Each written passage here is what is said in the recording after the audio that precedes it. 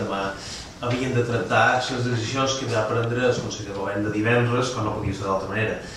i que a més van en la mateixa línia d'atac cap a la nostra llengua, amb aquest inici de polítiques antimallorquines, antivicenques i antiformentereres que ha iniciat el govern del senyor José Ramón Bauzá. Divendres, com sabeu, se va posar la primera passa legal per començar la segregació lingüística a les escoles. Encara no sabem ni com se farà, ni què costarà, ni com se durà a terme, però sí que ja el primer reglament que planteja la necessitat que els pares triïn llengua per als alumnes de primària ja està a l'esborrany fet i ja s'ha enviat en els distints organismes que s'ha d'enviar perquè diguin la seva, i per tant, com dic, s'ha fet aquesta primera passa per la segregació lingüística a les escoles, que després de molts d'anys d'una escola normalitzada s'inici, com dèiem, d'aquesta política del Partit Popular, que a més molt greu per nosaltres, sobretot el més greu és que vol destinar els pocs recursos econòmics que tenim en aquests moments per a educació, els vol destinar a un tema que no solventa els problemes d'educació.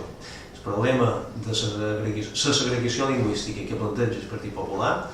la tria en nom de la hipotètica llibertat que diu el Partit Popular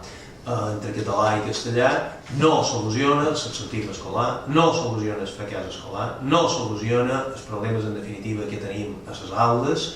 actualment i que són sobretot els que jo he esmentat. I en canvi se destinaran recursos econòmics que tenim pocs a una altra qüestió, que és una qüestió absolutament ideològica del Partit Popular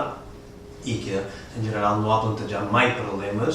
pot haver hagut algun problema puntual d'algun pare, però en general no hi ha hagut mai problemes a les escoles en aquest sentit. Fins i tot vull recordar que tota la comunitat educativa, des de l'escola catòlica, a les associacions de pares, en els sindicats, etc., tota la comunitat educativa li ha demanat al govern del senyor Bauzá que no s'aviqui amb aquest tema, que ho deixi estar. I el senyor José Ramón Bauzá i el seu govern fan oïda sorda en tots aquests temes i van amb les seves cuquiades posades i per tant segueixen endavant amb aquesta qüestió. L'altra, en la mateixa línia, com sabeu, és el projecte de llei de modificació de la funció pública, que no és més que una excusa per carregar-se una part de la llei de normalització lingüística, com sabeu, després d'un consens de més de 25 anys, en què per unanimitat de tots els grups parlamentaris i un moment en què governava el Partit Popular, que cal recordar-ho, se va aprovar una llei de normalització lingüística i ara comencen a fer-se passes enrere quan la realitat en el carrer és que la nostra llengua encara segueix minoritzada, encara segueix perjudicada, encara segueix discriminada, encara no està la situació ni molt manca normalitzada i, en canvi, començam a fer aquestes passes enrere en el que nosaltres consideram el major atac fet a la nostra llengua des que tenim institucions democràtiques. Per tant, com dic, crec que val la pena demà debatre aquestes qüestions i que el senyor José Ramón Bauzá ens expliqui per què segueixen endavant amb aquesta línia, per què no fan cas menyspreen les més de 12.000 al·legacions que ciutadans i ciutadanes de les Illes Balears van presentar perquè s'ha retirat la llei de funció pública, les més de 7.000 que ja s'han recollides per Moviment per la Llengua, que ens han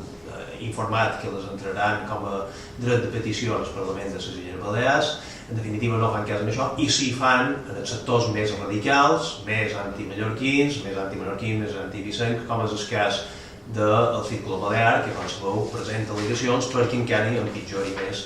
la situació de la llengua